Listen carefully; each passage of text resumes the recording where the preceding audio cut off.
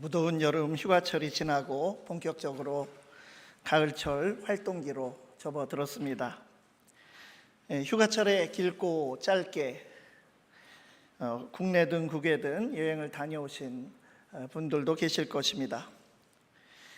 여행을 떠나기 전에 할 일들이 많이 있지만 무엇보다 목적지를 분명히 하고 또 확인하고 또한 지도를 살펴보기도 하고 여행의 목적을 이룰 수 있는 만반의 준비를 잘해야 합니다.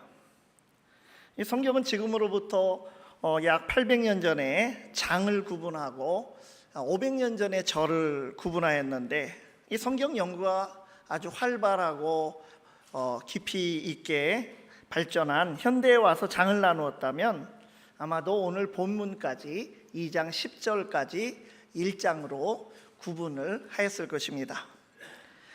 그래서 베드로전서의 첫 번째 큰 단락을 오늘 우리가 마치는데 베드로전서 2장 10절까지의 이 내용을 여행으로 비유한다면 여행 준비를 교회가 마쳤다라고 할 수 있습니다.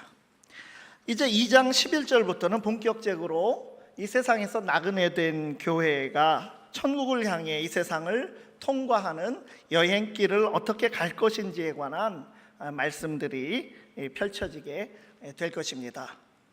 베드로 사도는 로마 변방에 흩어져 있는 교회들에게 정확한 목적지를 보여주었습니다. 눈에 보이는 로마 제국의 중심지인 그 문명의 중심지 화려한 로마도 있었지만 교회의 종착지는 바로 썩지 않고 쇠하지 않는 나라입니다. 죽음을 이기시고 부활하신 예수 그리스도의 영광에 참여하는 소망이 교회에 있는 것이고 그것이 바로 교회의 목적지인 것입니다. 베드로는 교회가 위치한 자리를 아주 큰 지도를 펴서 보여주었습니다. 교회가 서 있는 지점을 표시한 이 세계 지도는 얼마나 큰지 그 폭은 영원에서 영원까지 이르고 길이와 높이는 구약의 선지자들에서 하늘의 천사들에게까지 이르는 참 그러한 광대한 파노라마 속에서 교회의 위치를 짚어줍니다. 또한 여행을 계획하시고 인도하시고 완성하시는 분은 바로 성삼위 하나님이십니다. 그래서 이제 마음의 허리를 굳게 동이고 우리에게 주어진 길을 잘 가야 한다고 하는 것입니다. 하나님께서 우리에게 주신 구원은 그저 제자리에 앉아서 구원의 확신만을 갖는 것이 아니라 이 구원은 목적지까지 이르는 여행이라고 할 수 있습니다. 그리고 앞서서 그 길을 가신 예수 그리스도의 길을 우리가 잘 따라가야 하는 것입니다. 교회는 하나님께서 가게 하신 이 여행길을 지나며 할 일이 그 사명이 또한 있는 것입니다. 오늘 본문은 교회가 흩어진 교회로서 성도들이 어떤 여행자인지 우리에게 알려주고 있습니다. 오늘 본문 9절 말씀을 보면 베드로 사도는 구약의 말씀을 이어받고 또 예수님의 말씀과 삶을 통해서 그가 직접 배운 대로 이제 성령의 영감을 받아서 교회에 대해서 사중적으로 표현을 하였습니다. 9절 말씀입니다. 그러나 너희는 택하신 족속이요 왕같은 제사장들이요 거룩한 나라요 그의 소유가 된 백성이니 이는 너희를 어두운 데서 불러내어 그의 기이한 빛에 들어가게 하신 이의 아름다운 덕을 선포하게 하려 하심이라. 요약하면 교회는 세상에서 제사장 나라로서 하나님의 백성이다라고 하는 것입니다. 왕같은 제사장이라고 하는 호칭, 이 호칭에 우리가 혹해서 교회가 그저 자부심과 특권 의식만 가질 것이 아니라 제사장으로서의 그 사명과 본분을 결코 잊지 말아야 합니다. 그렇다면 하나님의 백성으로서 교회는 무엇입니까? 오늘 베드로 사도가 우리에게 힘주어 말하고 있습니다. 첫 번째로 교회는 하나님께서 택하여 부르신 백성입니다. 9절 말씀에서 교회를 향해서 택하신 족속이라고 하였습니다. 구약 성경을 보면 온 세상의 여러 민족 중에서 맨 처음 선택받아서 이 택하신 족속이라는 말을 먼저 들은 것은 바로 이스라엘이었습니다. 이스라엘은 하나님의 선택을 받은 백성이라고 하는 선민의식을 가지고 있었으나 정작 선택받은 백성으로서의 본분을 망각하고 말았고, 온 세상 열방을 향하신 하나님의 계획을 위해 보내신 예수 그리스도를 멸시하고 죽였습니다. 그러나 하나님의 뜻은 이런 어떤 특정한 족속에 한정되지 않는 하나님의 택하신 백성인 교회에 있었던 것입니다. 예수 그리스도로 말미암아 열어주신 새로운 시대에 교회가 택하신 족속임을 베드로 사도는 오늘 우리에게 선포해 주고 있습니다. 그러므로 교회는 선택받았다는 선민의식만 가질 것이 아니라 교회로 부르심 받은 기원이 바로 하나님께로부터 온 하나님의 은혜임을 잊지 말아야 합니다. 10절 말씀이 따라옵니다. 너희가 전에는 백성이 아니더니 이제는 하나님의 백성이요, 전에는 긍휼을 얻지 못하였더니 이제는 긍휼을 얻은 자니라. 교회는 하나님의 백성이고 하나님의 긍휼을 얻은 자들입니다. 그러니까 하나님의 백성됨이라고 하는 것은 하나님의 긍휼, 하나님의 자비로 인하여 택하심에 근거한다고 하는 말씀입니다. 그런데 이 택하신 족속에서 이 족속이란 말의 그 뜻만을 우리가 본다면 본래 이 족속은 출생과 뿌리가 같은 집단을 일컫는 것입니다. 그러니까 혈통으로 족속의 일원이 되는 것이 사실 이 족속이란 말의 의미이고 세상의 이치입니다. 그러나 교회는 거기에 택하신이라는 말이 붙은 것처럼 혈통으로 된 것이 아니라 하나님의 택하여 부르신 완전히 새로운 족속이라고 하는 것입니다. 로마 제국 시대에 가이우스 수에토니우스라고 하는 유명한 전기 작가가 있습니다. 특히 12황제들의 전기를 쓰고 그가 많은 기록들을 남겼는데, 그가 남긴 기록에 의하면 로마 황제가 크레스토스들에게 징벌을 가했다, 이런 이야기가 나옵니다. 이 크레스토스라는 라틴어 표현은 헬라어 크리스토스, 즉 그리스도인을 지칭하는 것으로 보는데, 로마 황제가 그 독특한 생활 방식과 철저한 그 신앙적인 삶을 산 그리스도인들을 새로운 족속이라고 기록하고, 또 그들이 로마인들이 보기에 어떤 새로운 미신에 또 종교에 사로잡힌 자로 보아서 박해를 가했던 것입니다. 세상과 다른 모습, 하나님을 믿고 따르는 그리스도인들의 모습은 세상 사람들에게 별난 사람들, 새로운 족속으로 보여진 것입니다. 교회는 혈통으로 난 족속이 아니라 철저히 하나님의 자비로우신 택하심을 입은 자들이라고 하는 사실을 우리가 기억해야 합니다. 하나님의 선택을 받았다고 해서 우리가 우쭐하거나 안도하며 마치 황태자인 것처럼 생각할 것이 아니라 하나님의 긍휼과 자비의 은총을 입은 자라고 하는 사실에 감사하면서 우리도 하나님의 택하심을 입어 모인 교회 공동체에 수많은 형제 자매들이 함께 서로 존중하고 세워주고 인정하면서 택하신 족속인 교회를 섬기고 바르게 세워가야 하는 것입니다. 그런데 오늘 한국 교회에 일어나는 여러 병적인 현상 중에서 하나님이 택하신 족속이라는 분명하고 은혜로운 이름이 아니라 혈통이나 출신 등이 여전히 교회 안에서 중요시되고 있는데, 그 대표적인 일이 바로 요즘 쟁점이 되는 교회 세습 같은 그런 모습입니다. 교회가 사적인 모임이 아니고 하나님의 교회이며 머리이신 그리스도의 몸이며 성령 안에서 모이고 흩어지는 공동체임을 우리는 망각하지 말아야 합니다. 교회의 본질을 지켜내기 위하여 만든 교회의 헌법을 무력화하고 결국 교회의 리더십을 혈통을 따라 승계하고 정당화하는 모습은 하나님의 택하심으로 부름받은 교회로서 참으로 유감스러운 일입니다.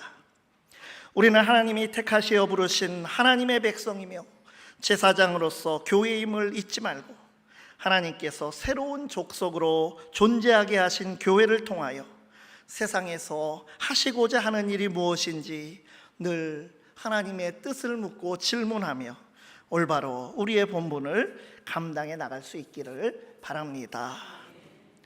두 번째로, 교회는 하나님께서 거룩하게 하시어 모인 백성입니다. 하나님께서는 이스라엘을 당신의 백성으로 삼으시면서 모세를 통해서 이렇게 말씀하셨습니다. 출애굽기 19장 6절 말씀입니다. 너희가 내게 대하여 제사장 나라가 되며 거룩한 백성이 되리라. 너는 이 말을 이스라엘 자손에게 전할지니라. 하나님의 백성은 제사장 나라와 거룩한 백성으로 살아가는 존재이며 또 사명을 감당해야 하는 그러한 이들임을 의미한다고 하셨습니다. 이 베드로 사도는 바로 이 출애굽기 19장 6절에 하나님의 말씀을 교회에 적용하여서 오늘 본문 9절에 교회에 대한 4개의 표현 중 2가지의 이 말씀을 도입을 하였는데, 그런데 우리가 가진 한글 성경이 제사장 나라를 왕같은 제사장으로 번역하고 거룩한 백성을 거룩한 나라라고 번역을 하였습니다. 이 번역을 다 통일해서 다 출애굽기 번역을 따라서 번역을 베드로전서도 했더라면 참 좋았겠다라고 하는 그런 아쉬움이 있습니다. 여기서 거룩한 나라는 원문을 보면 거룩한 민족에 더 가까운 뜻입니다. 그런데 민족만 해도 족속, 앞서 말한 족속보다도 넓은 개념이긴 하더라도 본래 같은 피를 나누고 같은 문화와 관습, 같은 언어 등으로 연대감을 가진 그런 집단을 뜻합니다. 그러나 하나님께서 다양한 민족과 국적과 계층의 사람들을 교회로 부르시고 교회를 향해서 새로운 하나의 민족이 되었다고 선포하여 주시는 것입니다. 그래서 교회를 새 이스라엘이라고도 부르지만, 그렇다고 교회가 단지 어떤 시조나 조상이 같은 사람들의 모임이나 어떤 문화적 동질성을 가진 사람들의 모임, 어떤 편협한 좁은 민족 정도에 그치지는 않습니다.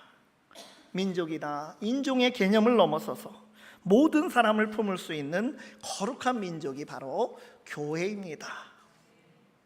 사회는 물론이고 교회에서조차 혈통이나 피부색이나 출신 지역이나 국적이나 가정 형편 환경이나 성향이 서로 다르다는 이유로 그 다름을 우선 인정하고 품어주기보다는 구분을 하고 심지어는 편가르기를 합니다. 이주 노동자들의 외모가 다르고 언어가 다르고 관습이 다르다고 암암리에 차별을 하고, 난민이 되어 있는 사람들을 문화와 종교가 다르고 독특하다고 해서 우려를 포함하면서 그 여론이 나빠지고 있는 그런 현상들이 바로 우리 사회의 자화상입니다. 교회 내에서도 세상에서도 민족적 차별이나 다양한 이유를 들어서 행하는 말 못할 차별이나 불법적인 학대를 결코 방관해서는 안 됩니다. 교회는 예수님이 가르쳐 주시고 삶을 통하여 보여주신 하나님 나라를 살아가고 선포하는 사람들입니다. 교회는 하나님 나라의 문화를 전파하고 하나님 나라의 언어, 사랑, 희락, 화평, 자비, 온유, 절제의 언어로 소통하는 사람들이 되어야 합니다. 교회는 하나님 나라의 생활 방식을 따르며 세상의 자기중심적인 민족주의와 교만에 맞서야 합니다. 20세기를 전쟁에 몰아넣었던 독일의 히틀러의 나치나 일본의 제국주의 같이 2차 세계대전의 전범 국가들은 다 왜곡된 민족주의의 광풍이 불면서 전쟁 중에 그 인간의 존엄성과 생명을 해치는 수많은 범죄를 저질렀습니다. 오늘의 시대에도 곳곳에서 여전히 역할만 바꾸어서 일어나고 있으며 우리에게도 언제든지 다시 일어나지 않는다고 우리가 결코 말할 수 없는 그런 것이 바로 이러한 악한 세상의 악한 상황입니다. 차별과 구별은 다른 것입니다. 틀림과 다름도 같지 않습니다. 관습이 다르고 문화가 다르고 외모가 다르고 또 어떤 것이 나와 다르더라도 그것은 틀린 것이 아니므로 우리가 차별해서는 안 됩니다.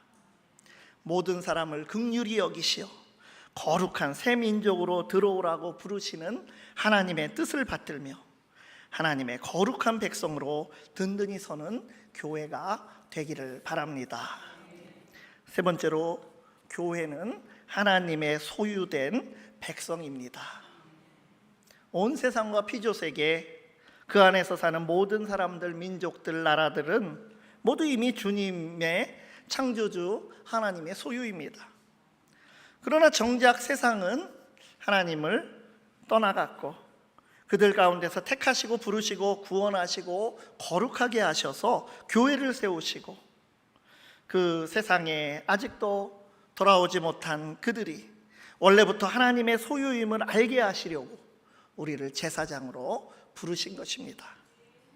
그러므로 교회는 하나님께서 베푸신 구원과 긍휼을 알고 하나님의 보호하심을 받으며 본래 하나님의 소유이나 하나님을 떠나 어둠 속으로 들어간 세상을 향하여 다시 하나님의 기이한 빛으로 나오도록 인도할 제사장으로서 막중한 사명을 받았습니다. 어떻게 그 사명을 수행할 것입니까? 교회는 먼저 그 길을 가신 예수 그리스도를 따라 나아가야 합니다. 예수님께서는 하나님 나라가 무엇인지 인상적인 말씀으로 가르치셨고 몸소 삶으로 보여주시다가 살아내시다가 결국 십자가 죽음에까지 이르셨고 부활하여 하나님 우편으로 올라가셨습니다. 하나님 나라에 속한 백성이며 제사장으로 세워진 우리는 세상을 통과하여 주님께서 가신 그 길을 따라서 가는 나그네로서 교회입니다. 하나님께서 교회를 왜 세상에 두시고 왜 세상을 통과하도록 하셨겠습니까? 하나님을 위한 사명자이면서 세상을 향해 보냄받은 사명자인 제사장으로서 교회이기 때문입니다. 9절 말씀을 다시 보면 그러나 너희는 택하신 족속이요 왕같은 제사장들이요 거룩한 나라요 그의 소유가 된 백성이니 이는 너희를 어두운 데서 불러내어 그의 기이한 빛에 들어가게 하시니에 아름다운 덕을 선포하게 하려 하심이라. 이 말씀은 마지막에 선포하게 하려 하심이라 라는 말로 결론 맺고 있습니다.